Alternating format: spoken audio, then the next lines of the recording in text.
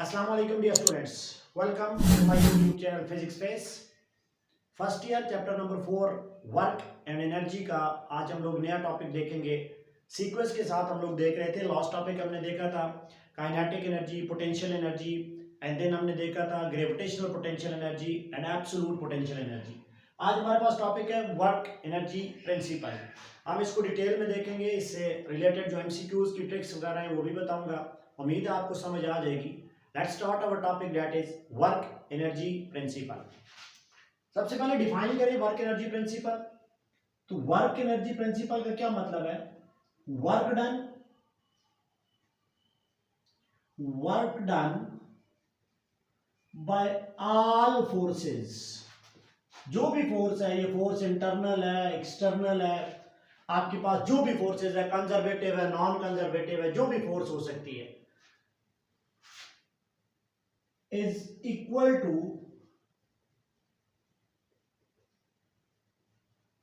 the change in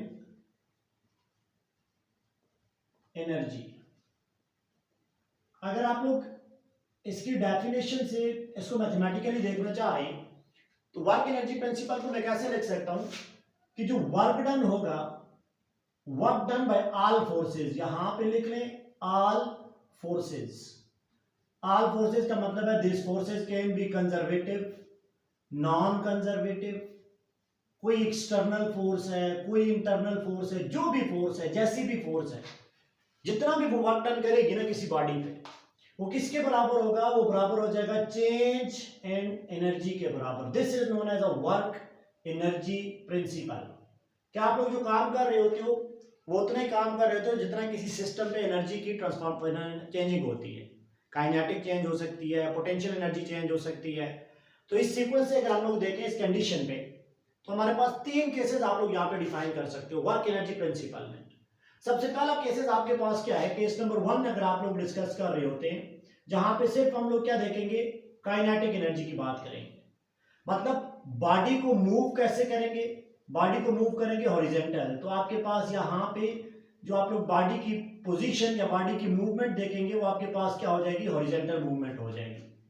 मतलब suppose करें आप लोग, ये अर्थ सरफेस है, let us consider we have an earth surface. यहां पे आप लोग बात कर रहे हो इस अर्थ सरफेस के ऊपर, यहां पे कोई आपके पास ब्लॉक रखा हुआ है। सपोज करें यहां पे आपके पास कोई ब्लॉक रखा हुआ है, ये ब्लॉक है कोई ऑफ सर्टेन मास है, आप इस पे इस तरह फोर्स लगाते हो toward right with an angle of 0 degree. तो देखिए ये ट्रांसलेशनल मोशन है। हॉरिजॉन्टल सरफेस के ऊपर आप लोग किसी बॉडी को फोर्स लगा के वर्क डन कर रहे हो, तो डेफिनेटली आपको पता है यहां पे जो एनर्जी होगी वो क्या हो जाएगी? यहां पे वर्क डन आपके पास हो जाएगा, वर्क डन इज एफएस, क्योंकि कॉज ऑफ 0 है। और ये क्या कर रहा है? ये वर्क डन आपके पास काइनेटिक एनर्जी को चेंज कर रहा है। पहले काइनेटिक एनर्जी क्या थी? 0 थी ना।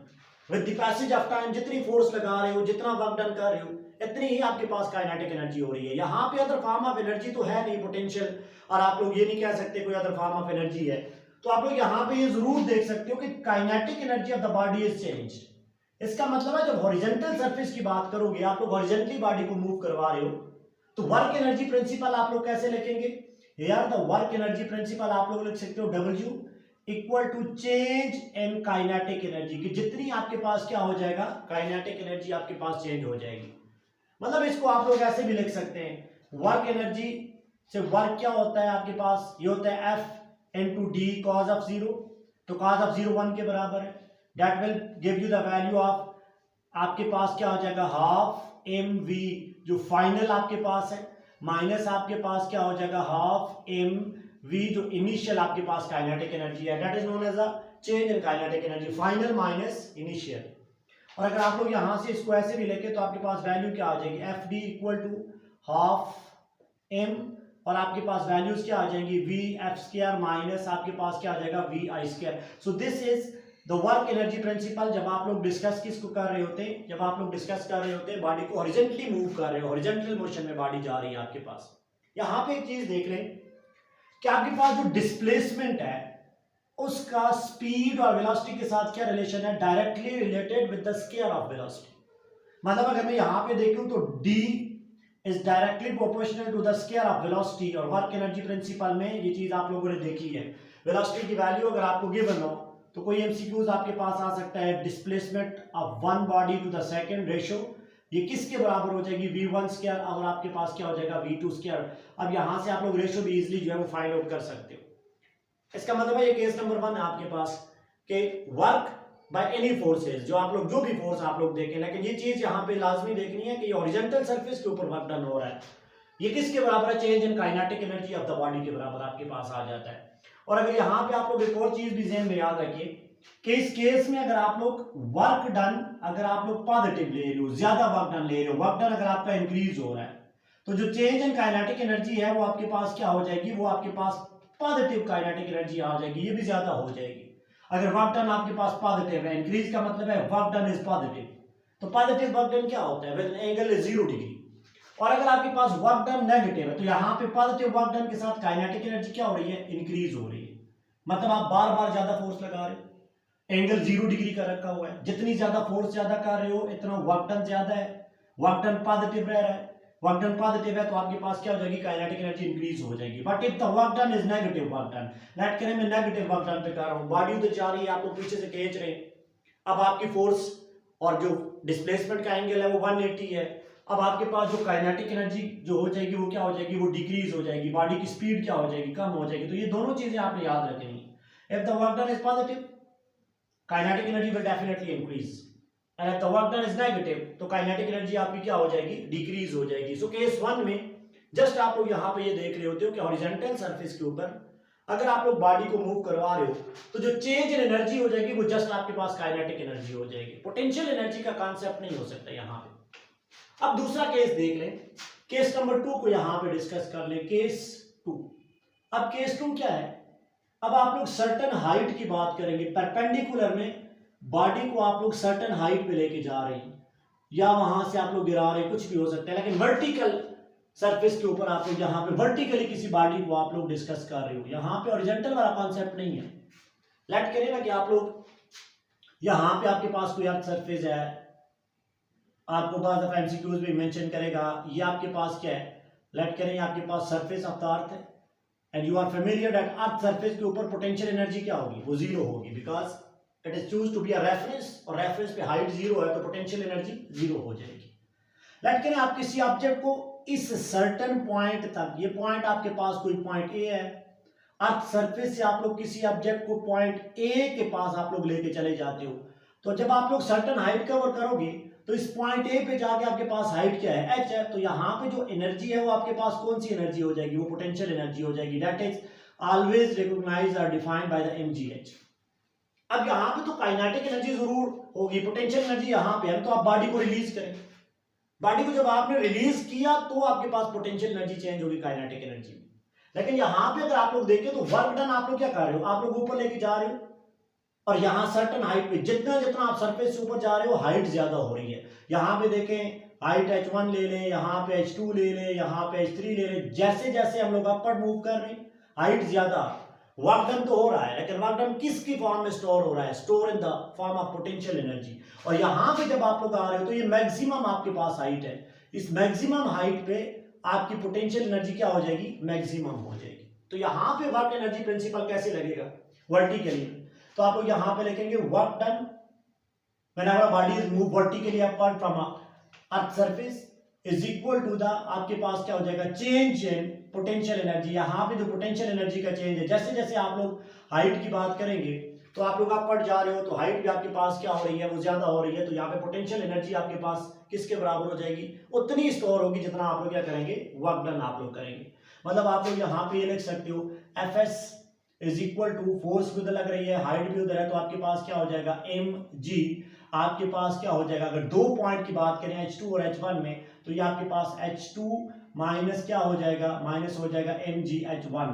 वह h1 और h2 आप लोग देखेंगे कौन सा फाइनल और कौन सा इनिशियल है, इधर आप लोग अपवर्ड मूव कर रहे हो और आप लोग बॉडी को थ्रो कर रहे हो डाउनवर्ड। तो यहां से अगर आप लोग देखें तो जो डिस्प्लेसमेंट है इसको fd लेते हैं, यहाँ पे जो डिस्प्लेसमेंट है वो डायरेक्टली प्रोपोर्शनल आपके पास किसके साथ हो जाएगा, हाइट के साथ हो जाएगा। जितनी ज्यादा हाइट होगी इतना बॉडी ने वर्टिकल डिस्प्लेसमेंट ज्यादा कवर किया होगा और इतना ही ज्यादा आपके पास वर्क डन होगा, और जितना वर्क डन होगा उतनी ज्यादा आपके पास पोटेंशियल एनर्जी स्टोर हो जाएगी उस बॉडी में। इसका मतलब है height from the earth surface ज्यादा, तो आपके पास वर्क डन ज्यादा है, और वो work done in the form of stored potential energy body में आपके पास होगा। हमने बहुत डिटेल में ये डिस्कशन की थी, लेकिन याद रखिए ये तभी आपके पास अप्लाई होगा जब आप लोग अर्थ सरफेस से वर्टिकली अपवर्ड लेके चले जाएंगे। और याद रखिए इस पॉइंट के ऊपर जब आप लोग बात करते हैं, यहाँ पे आप लोग बात करते हो सिर्फ अर्थ सरफेस के ऊपर, अर्थ सरफेस की बात करेंगे तो यहाँ पे एच की वैल्यू क्या है, जीरो है ना, इसका मतलब है पोटेंशियल एनर्जी यहाँ पे क्या हो जाएगी, जीरो हो जाएगी। तो यहाँ पे तो आपने कोई काम ही नहीं किया, तो जब आपने काम ही नहीं किया तो बॉडी में कोई पोटेंशियल एनर्जी स्टोर ही नहीं होगी। काम कब करेंगे, अब जब इसको अपवर्ड लेके जाएंगे। तो जैसे जैसे आप लोग अपवर्ड लेके जा रहे हो, हाइट ज्यादा हो रही है, वर्क डन आपका ज्यादा हो रहा है, against the value of the gravity upward जा रहे हो। अब जब आप लोग यहाँ पे पहुंचेंगे तो मैक्सिमम हाइट है, मैक्सिमम वर्क डन हुआ, तो वो मैक्सिमम वर्क डन आपके पास स्टोर हुआ बॉडी में in the form of potential energy. But this is the case when the body is move vertically upward. ये सेकंड केस आप लोग देखते हो वर्क एनर्जी प्रिंसिपल में। अब अगर आप लोग देखें केस नंबर 3 की अगर यहाँ पे बात करूं, लेट्स सपोज करें यहाँ पे मैं एक्सप्लेन कर रहा हूं केस नंबर आपके पास कौन सा है, ये 3 केस। अब थर्ड केस में हम लोग क्या करेंगे, लेट्स करें ये वाला कोई पॉइंट आपके पास पॉइंट ए है, और पॉइंट ए से आप लोग कहीं पे जा रहे हो, सपोज करें आपके पास पॉइंट बी है। अब जरा इस चीज को देखिए, पॉइंट ए अगर मैं यहां से रेफरेंस एक्सिस ड्रॉ करूं, सपोज करें मैं ये रेफरेंस एक्सिस ड्रॉ कर रहा हूं, तो आप लोग इस पॉइंट बी पे जा रहे हैं, तो देखिए आपने कुछ ना कुछ एक्स एक्सिस में भी डिस्प्लेसमेंट कवर की है। इसका मतलब है काइनेटिक एनर्जी भी कहीं ना कहीं आपके पास चेंज होगी। मतलब आप लोग वाई एक्सिस में हाइट भी कवर कर रहे हो, इसकी हाइट कम, इसकी हाइट कम, तो यहाँ पे आप लोग देखें इसकी हाइट ज्यादा है। तो यहाँ पे क्या हुआ, यहाँ पे आपके पास ये चीज हुई कि काइनेटिक एनर्जी के साथ साथ पोटेंशियल एनर्जी भी चेंज हो रही है। अब दोनों चीजें आपके पास आ गई, 2 डायमेंशनल केस आपके पास आ गया। With respect to the height भी बात कर रहे हैं, और साथ साथ आप लोग पोटेंशियल एनर्जी के साथ काइनेटिक एनर्जी भी आपके पास क्या हो रही है, वो चेंज हो रही है। और यहाँ पे अगर आप लोग वर्क एनर्जी प्रिंसिपल लगाएंगे इस केस के अंदर, तो वर्क एनर्जी प्रिंसिपल क्या हो जाएगा, work will be equal to change in kinetic energy plus आपके पास क्या हो जाएगा, चेंज इन आपके पास हो जाएगा potential energy. Both the values of kinetic energy and potential energy आपके पास क्या हो जाएगा, वो चेंज हो जाएगी। So there are 3 cases to define the work energy principle. आप जब हॉरिजॉन्टल की बात करेंगे तो जो वर्क डन होगा वो equal to the change in kinetic energy, 2 points के दरमियान आप लोगों को वैल्यूज दे देगा। बाद दफा आपको वो यहाँ पे Vf और Vi की वैल्यू दे देगा, और वो आपसे ये चीज कहेगा कि वर्क डन फाइंड करें कितना है। अब बाज केसेस के अंदर वो ये चीज करते हैं, आप लोग किसी बॉडी को सर्टन हाइट पे लेके जाते हैं, लेट करें वो आपको ये कुछ एमसीक्यूज इस तरह का दे देगा, एक इजी सा एमसीक्यूज कर लेते हैं। लेट करें body of mass 2 kg, body का जो मास है वो आपके पास 2 kg है। आप लोग उसको वर्टिकली अपवर्ड लेके जाते हो to the height of, suppose करें आपके पास यहाँ पे हाइट जो है वो आपके पास है 2 मीटर, लेट करें 2 मीटर। तो वो कहेगा बताएं वर्क डन आपके पास कितना होगा जब आप बॉडी को बिल्कुल वर्टिकली अपवर्ड लेके जा रहे हो। अब आपको पता है बॉडी को अपवर्ड लेके जा रहे हो तो जितनी पोटेंशियल एनर्जी यहाँ पे आके स्टोर होगी उतना ही वर्क डन होगा। हमने वो चीज पढ़ी है, इस पॉइंट ए पे जितनी पोटेंशियल एनर्जी है उतना ही आपके पास वर्क डन है। पोटेंशियल एनर्जी मैक्सिमम तो वर्क डन भी मैक्सिमम हो जाएगा। तो आप लोग यहाँ पे वर्क एनर्जी प्रिंसिपल का रिलेशन लगाएंगे, work energy equal to change in potential energy, potential energy is mgh। So value आज आपके पास मौजूद है, मास इज 2 kg, आपके पास मास इज 2 kg, जी आपके पास क्या है नियरली 10 आप पुट करें 9.8 से राउंड ऑफ करके, और h आपके पास क्या है, h इज आपके पास 2 मीटर। तो आपके पास क्या आ जाएगा, that will give you the value of 40, nearly 40, 9.8 put करेंगे तो इसके करीब वैल्यू आ जाएगी। आपके पास क्या हो जाएगा 40 जूल का आपने इस बॉडी पे वर्क डन किया। जितना वर्क डन किया उतनी आपके पास पोटेंशियल एनर्जी वहां पे स्टोर हो गई जब आप लोग उसको वर्टिकली अपर लेके जा रहे होते हैं। तो इस चीज का आप लोग थोड़ा सा ख्याल रखिएगा कि आप लोगों के पास वर्टिकली जा रहे हो, आप लोग हॉरिजॉन्टली जा रहे हो, या वो कैसे आपके पास जो क्वेश्चन दे रहा होता है, आपके पास चेंज इन काइनेटिक एनर्जी है और पोटेंशियल एनर्जी है। बस एक चीज याद रखें कि यहाँ पे आपने लिखा था work done is equal to the change in energy. So change energy can be kinetic energy only, it can be because of the change in potential energy only, और because of the both. Kinetic energy भी change हो सकती है और आपके पास kinetic energy भी change हो सकती है, पोटेंशियल एनर्जी भी, या दोनों आपके पास क्या हो सकते हैं, वो चेंज हो सकते हैं। इस चीज को आप लोग यहाँ पे देख लें कि आपके पास जो वर्क एनर्जी प्रिंसिपल है वो यहाँ पे आपके पास यूटिलाइज होता है। नेक्स्ट टॉपिक हम लोग करेंगे inter conversion of kinetic energy and potential energy. इसको नोट कर लें, उम्मीद है समझ आई होगी। Thank you, Allah Hafiz.